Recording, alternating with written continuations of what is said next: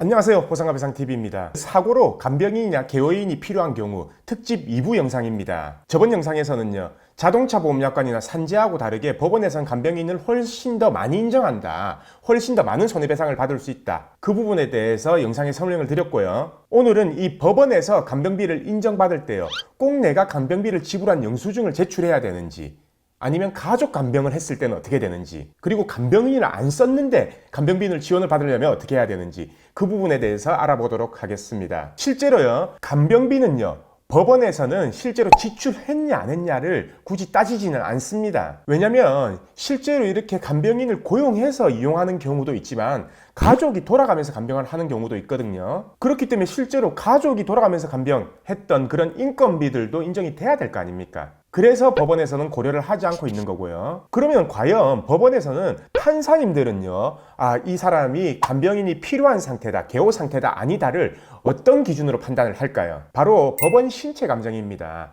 법원 신체 감정 의사한테 판사님이 질문을 해요. 이 사람이 간병인이 필요한 상태냐? 그러면 하루에 몇 명이나 필요하냐? 그리고 언제까지 필요하냐? 법원 신체 감정 의사한테요, 이렇게 질문을 해서요, 그 의사의 답변에 따라서 산정이 되는 겁니다. 그래서 만약에 실제로 간병인을 고용하지 않았다, 그리고 공동 간병인을 썼다라고 하더라도요, 만약 법원에서요, 하루에 8시간씩 사고 난 날로부터 평생, 예를 들어 30년이라 쳐요, 30년 동안 필요하다라고 이렇게 하면요, 2020년 기준에 한 달에 한 간병인이 한 420만 원 정도가 산정이 되거든요. 그러면 1년이면 5천만 원이고 30년이면 한 15억 정도가 계산이 되는 거죠. 만약에 하루에 4시간 정도가 필요하다라고 하면은 7억 5천만 원 정도가 산정이 되는 거고요. 물론 이 산정 금액은 일시급 기준이기 때문에 나중에 계산할 때는 중간 이자 공제는 제외하고 배상이 됩니다. 그래서 만약에 법원에서 간병인이 8시간이 필요하다 하루에, 그렇게 된다면 내가 간병인을 쓰든 안 쓰든 약 420만 원의 손해배상금이 산정이 된다는 겁니다. 그래서 실제로 손해배상사고,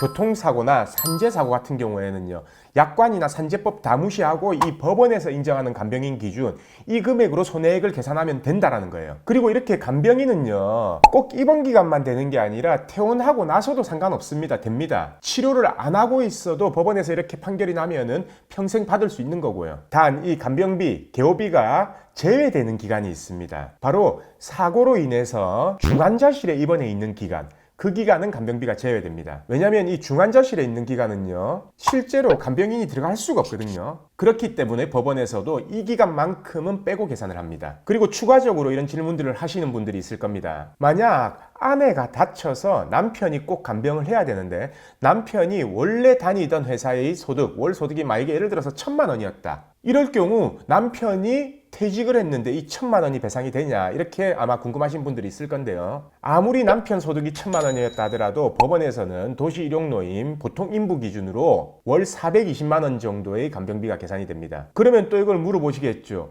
도시일용노임이 월 305만 원 정도 되는데 왜 420만 원 정도가 계산이 되냐? 도시일용노임 305만 원 기준은요, 한 달에 22일을 일한다는 기준 하에 305만 원인 거고요.